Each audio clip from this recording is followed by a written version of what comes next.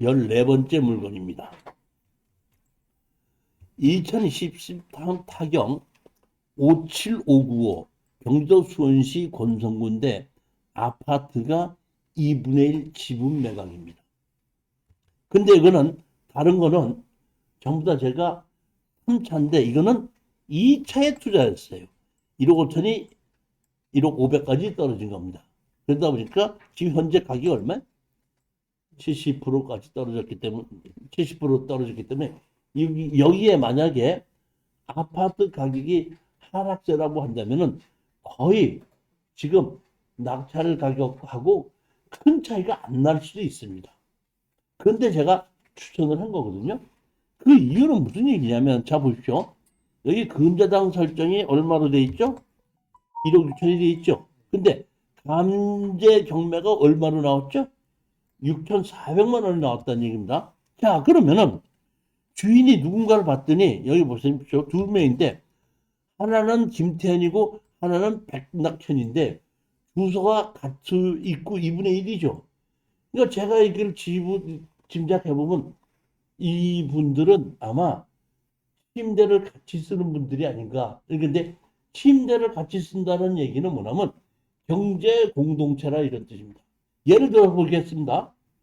상속을 받았는데 형제들이 상속을 받아서 2분의 1이라고 봅시다. 그러면 그 중에서 한 사람이 산다고 그러면 이 형제들은 2분의 1이라 또 경제 공동체는 아니에요. 왜?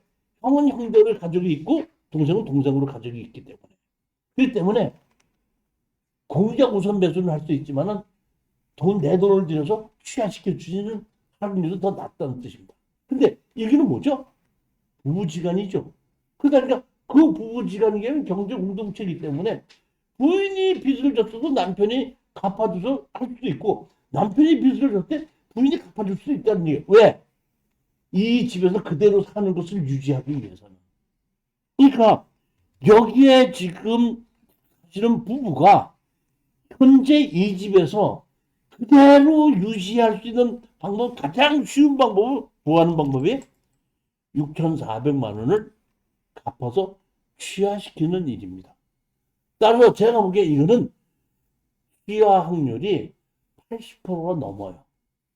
그렇기 때문에 저는 이거는 그냥 1억 5백에 나 혼자 단독으로 들어간다고 생각하시고 입찰에 들어가도 저는 된다고 봅니다. 만약에 자, 제 생각이 취하될 거라고 생각했죠. 근데 만약에 취하가 안 될 수도 있죠. 우리가 잔금 내기 전까지만 취하시킨다고 그러면 우리가 합의가 되면 좋은데, 아유, 난 몰라. 그냥 나 취하 안 시킬 거니까 너 마음대로 해봐. 네가 2분의 1 지분 낙찰 받아서 어떻게 할 건데, 혹시 그럴 수도 있다 이런 얘기입니다. 왜? 경매를 모르고 네가 그래서 네가 2분의 1 지분 갖고 어떻게 할 건데? 이렇게 생각하시는 분이 있거든. 자, 그럴 때는 우리는 뭐 하죠? 우리 집을 상대편이 반을 그분을 사용하고 있죠. 그분에게 우리가 지료 청구를 하고 그 지료 청구 판결문을 받은 걸 갖고 그 사람 지분만 경매로 집어넣고 우리가 공적 우선 매수를 가져올 수도 있죠. 그럴 수 있지 않습니까? 부동산 가격이 올라간다고 하면은 올라가지 않는다고 하면 그렇게 가는 거고 올라간다고 하면은 그렇게 만들어 놓고 그분에게 가서 당신 2분의 1, 나 2분의 1 가졌으니까 지료는 팔릴 때까지 지료는 내놓고 같이 공인중개사다가 내놓고 팔리면 반씩을 나누는데 그 팔릴 때에까지 지료는 당신이 나한테 주는 조건으로 합시다. 이렇게 요구할 수도 있죠. 그거는 취하가 안 됐을 때 하는 방법이고 제가 보기에는 취하를 시키는 것이 가장 쉬운 방법입니다. 그리고 취하를 시킬 확률이 아주 높다는 겁니다. 자, 다음 물건을 또 한번 보시겠습니다. 경기도 용인시 수지구 고기동에 507-뇌 두 필지 해갖고 세 필지가 경매로 나왔는데 제가 물건 번호 1번, 2번이 나온 걸 여기다가 1번, 2번을 다 올려놨습니다. 수지구 고기동은 서울 시내와 가깝고 판교와 가깝기 때문에 여기가 전원주택지가 아주 땅 가격이 비싸고 좋은 동네입니다. 여기 보시면 대지가 얼마죠? 220평이죠. 그럼 자 보시죠. 제가 왜 이러고 했냐면 여기 보시면 128평을 누군가가 4억 2,100만 원에 낙찰을 받아 가지고 왔죠. 몇 평을? 128평을. 자, 그런데 우리는 128평이 얼마? 220평이죠. 그러면 128평이 4억 2천을 가지고 갔는데 220평이 지금 얼마까지 떨어졌죠? 3억 6천까지 떨어졌죠. 그럼 이 사람은 바보야. 이거를 사지 왜 이거를 샀어? 이게 이유가 있습니다. 자, 보시게끔 되면 이렇게 생겼습니다. 이 보면 자 보세요. 대지는 173.6평이고 도로 지분이 두 개가 있습니다. 그러니까 실질적으로 점유하는 건 이건 뭐야? 173평이 맞습니다. 이해가셨죠? 네. 173평이 맞습니다. 그러면 자 한번 보시겠습니다. 여기 아까 120 몇 평은 이게 뭐 4, 2천 받은 건 이거고 지금 우리가 경매로 나온 건 뭐야? 이겁니다. 결국 이 도로가 있어서 이것만 따지면 뭐야? 178평입니다. 이거는 아까 몇? 120평인데 이게 얼마 주고 샀죠? 4, 2천이죠. 그러면 이 땅하고 이 땅하고 이 땅의 차이점이 뭐예요? 차이점. 자, 이런 차이점입니다. 여기 항공사진을 보시겠습니다. 이쪽에 보면 약간 숲이 있죠. 항상 이쪽이 뭐죠? 이게 뭐죠? 이쪽이 경북쪽이죠. 그러니까 다시 말하면 남쪽으로 봤을 때 약간 언덕이 있다 이 뜻입니다. 그런데 아까 이쪽에 있는 건물은 이렇게 집을 진다고 하더라도 남쪽으로 높은 곳이 없는 겁니다. 차이 이해하셨죠 지금? 네. 우리가 이런 땅을 볼 때 이런 것도 잘 볼 줄 알아야 될 텐데 그렇게 됐다고 하더라도 제가 뭘 봤냐면 로드뷰를 한번 봤습니다. 항공사진을 보면 그런 겁니다. 근데 로드뷰를 한번 봤거든요.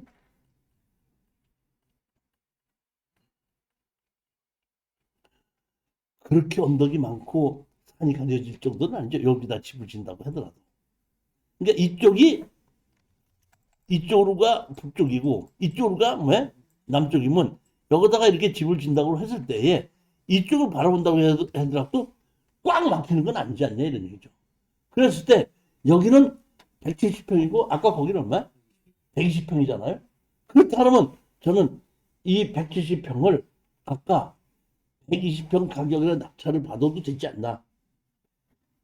그런 식으로 비교를 해보는 겁니다.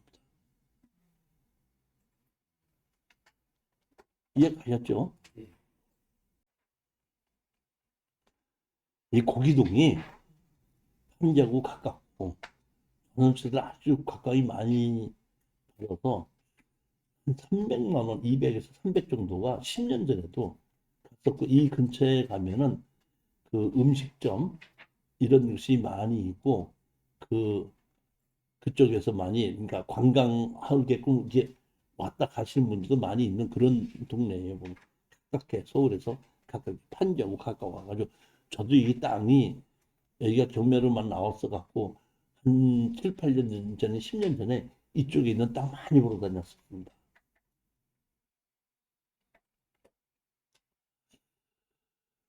우리가 어떤 거를 입찰에 들어가려고 그러면은 그 근처에 있는 공인중개사에다가 협조해서 물어볼 수가 있어야 되는데 제가 왜 그러냐면은 자 보십시오. 근처에 있는 공인중개사한테 내가 경매가 나와갖고 물어보면은 그 땅이 돈이 된다 그러면 그 공인중개사가 정확하게 가르쳐줘요. 아이고 그거 이렇게 얘기해요. 제대로 안 가르쳐 줄 수 있다는 얘기. 그러면 제가 반가격으로 떨어져서 추천해주고 나면은 안 들어갔다 그래. 현장 답사 갔다 와서 안 들어서 왜 그랬지? 아이 근처 공인중개사 갔더니 야, 그게 무슨 그거 되느냐고 해갖고요. 가격도 그냥 싸게 얘기해서 그냥 안 들어가고 말았어요. 그런데 그게 진짜로 얘기한 거야? 자기가 들어가려고 준비해 놓은 거야? 아, 그 동네, 자기 동네에 나와 있는 경매 땅을 공인중개사가 자기가 알아서 해서 중개해서 돈이 되게끔 해야지, 다른 사람이 물어보면 그걸 정확히 가르쳐 주는 사람이 어디냐? 그러니까 아주 가까운 공인중개사가 아니면은 그런 게 자기 땅 옆에 경매가 나도 정확하게 안 가르쳐 주는 경우가 많이 있다. 그런 건 아니지만 그런 경우가 많이 있더라, 이런 얘기. 그래서 우리 수강생들 중에서 한 분은 제가 전주에 있는 키움중개, 안성의 하늘공인중개, 울산의 원섭중개중개, 제주도의 CIP중개, 성남의 위례중개, 세종의 복단중개, 이거는 우리 수강생이에요. 저한테 강의를 들었던 사람들이기 때문에 제가 그 이종실의 특수경매 강의를 듣는 사람인데 여기 이런 경매가 좀 나왔길래 물어봅니다. 하면 정책하게 정확히 가르쳐줍니다. 다만 여기에 태안에 있는 세연부동산은 저한테 수강생은 아니고 우리 지금 태안에 사 있는 그 펜션을 이 사람이 지금 중개를 해주고 뭘 해줘가지고 세를 놔주고 있기 때문에 좀 아시는 분이기 때문에 이게 했는데 이분한테 물어보면 특수경매를 잘 몰라. 지분을 산다. 그걸 지분 사갖고 어떡할 건데 이렇게 얘기하는데 나머지 다른 분들은 저한테 강의를 들었기 때문에 잘 알아갖고 아 그거 어떻게 하면 된다 이런 걸 다 정확하게 아시는 분들이에요. 뭐. 이거 혹시 이쪽에 이제 땅을 궁금한 게 있어 물어보고 있다 싶을 때는 그 중개사한테 물어보고 제주도에 있는 경우 아까 제가 제주도에 있는 게 지금 한 서너 개를 골랐지 않습니까? 그 당시에 어디에 땅에 대지인데 얼마 갑니까? 그럼 얼마? 금방 가르쳐 줘요. 농지인데 얼마 금방 가르쳐 줍니다. 그렇게 해서 이런 주교사님한테 도움을 받아서 가보지 않고라도 여러분들이 아 이건 어떤 정도쯤 되겠다는 것을 도움을 받을 수 있게끔 그렇게 하고 앞으로도 공인중개사가 이제 오시는 분들이 있으면 저한테 수강하시는 분들 있으면 계속 해가지고 이렇게 도움을 줄 수 있겠냐고 물어보고 도움을 주겠다고 하면 이렇게 우리 추천 물건에서 광고를 해드리려고. 17번째 물건입니다. 경기도 군포시 삼성로의 아파트입니다. 이거는 51%까지 떨어져서 3억 800짜리가 1억 5,700까지 20%씩 떨어져서 4차까지 간 겁니다. 이 얘기는 20%씩 떨어져서 4차까지 갔다는 얘기는 여기에 현재의 거래 가격보다도 감정 가격이 높게 됐다 이런 뜻입니다. 그렇지 않으면 아무 권리 분석에 문제가 없는 이 아파트가 이렇게 떨어지지는 않을 겁니다. 대항력 있는 전입자도 없고 정식으로 근저당 설정도 그렇게 많지는 않고 강제경매와 임의경매가 같이 나온 건데 강제경매가 3천이고 임의경매가 1억 6백이다 보니까 전부 다 합쳐봐야 1억 한 4천 정도밖에 안 되는 것이기 때문에 거의 지금 이 가격하고 거의 비등한 가격입니다. 어떻게 보면 취하될 수도 있고 어떻게 보면 안 될 수도 있고 지르지만 않고 낙찰 받으신다면 아무 문제가 없다는 뜻인데 저는 이런 것도 먼저 가격 예를 들어서 1억 9,700 정도에 가깝게 낙찰을 받는다고 하더라도 괜찮지 않을까 이런 생각을 해요. 왜냐하면은 현재는 거래 가격이 떨어졌어도 경기가 풀린다 그러면 그러니까 번적 가격 정도로 회복은 된다. 올라가진 않아도 이 감정 가격 정도에 회복되지는 않을까 이런 생각도 한번 해보긴 해요. 그렇다고 해서 질러서 받지는 마시라는 얘기입니다. 그렇지만 64% 정도까지는 받아도 되지 않는가 이런 생각은 그냥 해요. 왜? 권리 분석상 아무 문제가 없는 거기 때문에. 아까는 대항력 있는 임차인이 배당 요구를 했었는데 이번에는 소유자가 채무자죠. 이런 경우에는 가끔 가다가 보면 이사비용을 좀 더 주십시오 이렇게 얘기하는 경우가 있는데 그럴 때 우리는 인도 명령을 해놓고 법원에다 인도명 신청해 놓고 뭐 언제까지 나가신다는 한 있습니다. 그 이상은 못 드립니다. 이렇게 얘기를 수가 있는 겁니다. 이거는 아까처럼 대학령 임차인이 배당 요구했기 때문에 그 사람은 자기가 배당을 받아가려면 우리 낙찰자가 집을 비워줬다는 확인서가 들어가야 되기 때문에 10원도 요구를 못하는 거지만 이런 경우에 집 주인의 경우에는 그런 요구를 할 수도 있다는 것은 염두에 두셔야 됩니다. 이렇게 보면 단지가 이렇게 길쭉하죠. 그러니까 앞뒤는 이 산이 있고 그 다음에가 이렇게 평지 쪽으로는 이렇게 길게 계곡 쪽으로 있기 때문에 이런 식으로 되어 있지 않나요? 보기 때문에 저로서는 이런 아파트가 산에서 아파트가 보이는 것보다는 산이 보이는 것이 더 좋지 않겠는가 싶은 생각은 들어요. 조망권으로 봤을 때 그런 면으로 나쁘지 않다고 보는 겁니다. 18번째 물건입니다. 2023 타경 102471로 충청남도 아산시에 있는 건물인데 이것이 뭐예요? 건물이 아파트인데 35평입니다.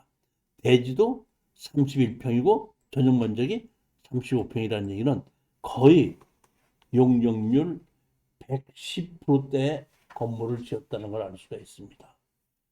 우리가 보통 보면 그 용적률이 이종 일반 주거적인 경우에는 지금 200%지 않습니까? 재건축을 할 때 옛날에 100%로 지었던 것을 재건축을 하기 때문에 용적률이 200% 늘었기 때문에 재건축 가격이 올라가는 건데 땅에 대한 지분이 30평이 있다는 얘기는 눈에 보이지 않는 그런 권리가 숨어 있다 이런 뜻으로 보시면 됩니다. 똑같은 35평이지만 대지 지분이 30평이 나오는 겁니다. 아산입니다. 2억 8,700이 1억 4천까지 떨어진 겁니다. 여기 보시게 되면 임차인이 4천만 원을 내놓고 있는데 여기 기준 권리보다 늦게 전입을 했죠. 2020년 5월 27일이고 2002년 5월 29일이죠. 이틀 늦죠. 같은 날짜라고 그러더라도 이길 12시부터이기 때문에 이것이 같은 날짜로도 늦는데 이틀 늦는다는 얘기는 3일이 늦다 이럽니다. 그러니까 이 사람은 대항력이 없습니다. 그 다음에 이 사람은 배당을 요구를 했는데 배당은 법원에서 나가는지 말든지 우리 대항력이 없기 때문에 우리 낙찰자고는 아무 문제가 없습니다. 이 사람이 배당을 받아가든지 말든지 제가 뭐 이 사람이 이렇게 됐을 때는 이거는 아마 그 소액 임차인으로도 얼마를 받아갈 수는 있겠죠. 만약에 소액 임차인으로 얼마든지 받아갈 수 있을 때는 이 사람이 받으려고 할 때 우리 낙찰자가 명도 확인서를 찍어줘야 되기 때문에 배당을 받아간다면 우리 내보내기가 쉽고 배당 하나도 못 받아간다고 할 때는 이사 비용 좀 도와주죠 하고 얘기할 수도 있다는 겁니다. 그 외에 다른 아무 문제가 없으니까 그냥 가격이 얼마로 떨어졌죠? 지금 49%가 떨어졌으니까 지르지만 마시고 아산에 지금 아파트 가격이 제가 보면 하락세로 있는 걸로 보이거든요. 그러니까 지르지만 마시고 그냥 적당한 현재 가격이 어느 정도만 되는 것만 확인하시고 입찰에 들어가셔도 될 거다 이렇게 생각을 하는 겁니다.